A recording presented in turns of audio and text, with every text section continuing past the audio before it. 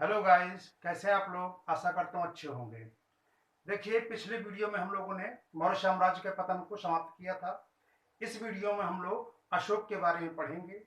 अशोक के शिलालेख, स्तंभलेख और गुहालेख, इनसे प्रश्न सदैव ही पूछे जाते हैं। आइए अपनी चर्चा प्रारंभ करते हैं।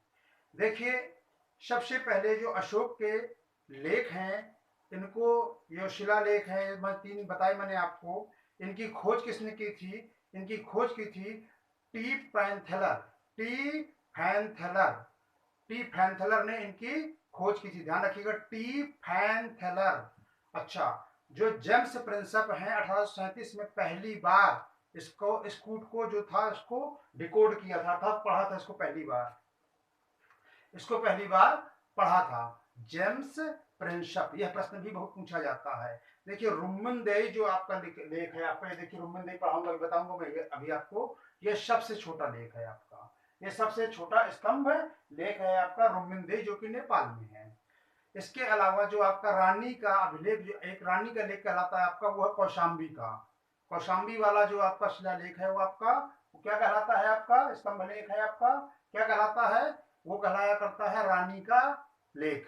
अच्छा, देखिए, अशोक के जो शिलालेख थे उनमें से 14 विषयों का वर्णन है आपका। तो पहले में क्या है आपका? सबसे पहला जो शिलालेख था आपका, उसमें पशु बलि की निंदा की है अशोक ने। पशु बलि को निषिद्ध माना है, निषिद्ध किया है। दूसरे में मनुष्य और पशु दोनों की चिकित्सा व्यवस्था की है, चिकित्सा की व्यवस्था की है। तीसरे में जो अधिकारी हैं वो राज्य का दौरा करेंगे हर 5 साल में, ऐसा बताया गया है। चौथे अभिलेख में भेरी घोष की जगह धम्म घोष की चर्चा की गई है। पांचवें अभिलेख में जो धम्म महामात्र है इनकी नियुक्ति के विषय में बताया गया है। छठे में आत्मनियंत्रण के बारे में चर्चा की गई है। सातवां और आठवां अभिलेख जो है आपका धम्म यात्राओं से संबंधित है, अशोक की यात्राओं से संबंधित, धम्म यात्राओं से संबंधित है आपकी। इसके अलावा जो नौवां है आपका, नौवें में आपका सच्ची भेंट और सच्चा शिष्टाचार, इसके बारे में चर्चा की गई है। 10वें में बताया गया है, 10वें अभिलेख में यह चर्चा की गई है कि जो राजा है और जो उच्च अधिकारी है वो सदैव राज्य के हित के बारे में सोचे। 11वें में धम्म की व्याख्या की गई है। 12वें में समभाव के बारे में, और स्त्री जो धम्म महामात्र थी स्त्री, उनके बनाए जाने के बारे में चर्चा की गई है।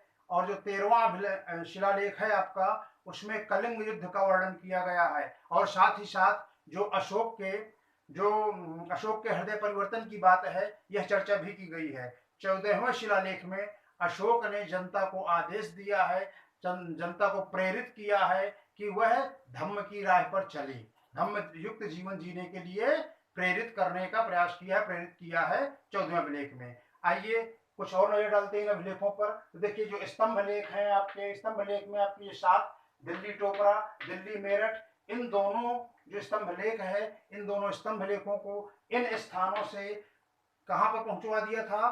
फिरोज शाह तुगलक ने दिल्ली ले गया था। इसके बाद जो प्रयाग कौशाम्बी, ये आपको पता है, प्रयाग कौशाम्बी इलाहाबाद में। इसके बाद रामपुरवा, ये आपका कहाँ पड़ता है?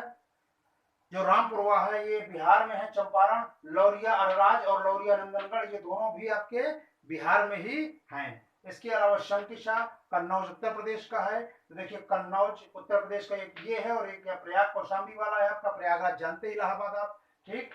तो ये आप दोनों ध्यान दीजिएगा, ये उत्तर प्रदेश के हैं, इंपॉर्टेंट हैं। इसके बाद देखिए लघु स्तंभ लेख। जो लघु स्तंभ, देखिए हमने स्तंभ लेख पढ़े थे, हमने लघु स्तंभ लेख पढ़े। अब यहाँ पर देखिए, सारनाथ, सांची, कौशाम्बी, रुम्मनदेई, इलाहाबाद, निगलीवा। देखिए, सारनाथ ये वाराणसी में है। सारनाथ के बारे में आप जानते हैं कि वाराणसी उत्तर प्रदेश में है। सांची रायसेन में। कौशाम्बी कौशाम्बी भी आपका उत्तर प्रदेश में, अभी मैंने चर्चा की थी। देखो, रुम्मनदेई ये नेपाल में तराई क्षेत्र में पड़ता है। रुम्मनदेई ये कहीं कहीं रुक्मिनदेई भी मिल सकता है, तो रुम्मनदेई वही है आपका। सबसे छोटा वाला अभिलेख है आपका ये। इसके बाद क्या है? सबसे छोटा स्तंभ लेख है इलाहाबाद।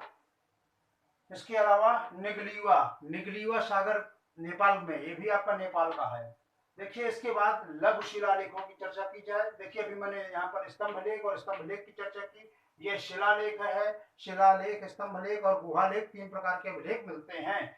तो देखिए, लघु शिलालेखों की चर्चा कर ले हम लोग। तो एर्रगुडी करनूल में, फिर इसके बाद ब्रह्मगिरी कर्नाटक में, गुर्जरा दतिया मध्य प्रदेश में है, मास्की रायचूर में है, फिर इसके बाद भब्रू जयपुर राजस्थान में है, अहरौरा मिर्जापुर उत्तर प्रदेश में है। ध्यान दीजिएगा, ये परीक्षा पूछा जा सकता है। सहसाराम स्थान का भी नाम है, बिहार में है। ठीक, रूपनाथ जबलपुर मध्य प्रदेश में है।